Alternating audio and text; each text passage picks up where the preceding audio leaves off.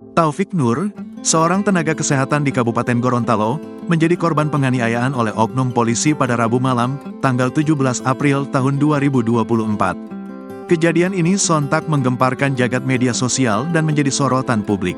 Kronologi penganiayaan bermula saat Taufik tengah tertidur di lantai 2 rumah dinas Puskesmas Paguyaman. Sekitar pukul 18 waktu Indonesia Tengah, oknum polisi tersebut datang mencari Taufik. Seorang nakes yang berada di lantai 1 kemudian memberitahu bahwa Taufik berada di lantai 2. Tanpa basa-basi, oknum polisi tersebut langsung naik ke lantai 2 dan menuju kamar Taufik. Taufik yang tertidur lelap kaget saat tiba-tiba merasakan pukulan di wajahnya.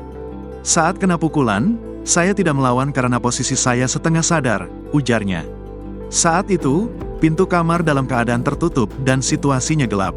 "Masih setengah sadar, saya dengar dia bilang, 'Kamu yang sering hubungi pacar saya kan?'" ungkap Taufik.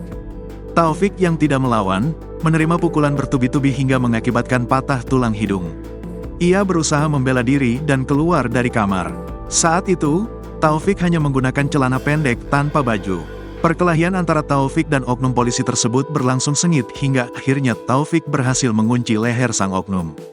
Dalam posisi terkunci itu, dia masih melawan, "Saya juga melawan," terannya. Namun, perlawanan Taufik tak berhenti sampai di situ. Melihat adanya keributan, seorang nakes lain dari lantai 1 naik ke atas dan diminta Taufik untuk mengambilkan tali. Alih-alih menuruti perintah, nakes tersebut justru turun dan memanggil warga sekitar.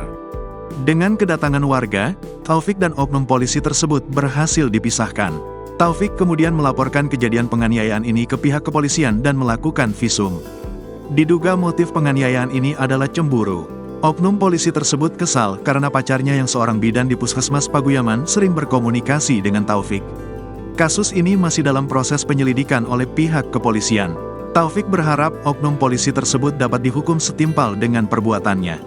Download Tribun X sekarang, menghadirkan lokal menjadi Indonesia.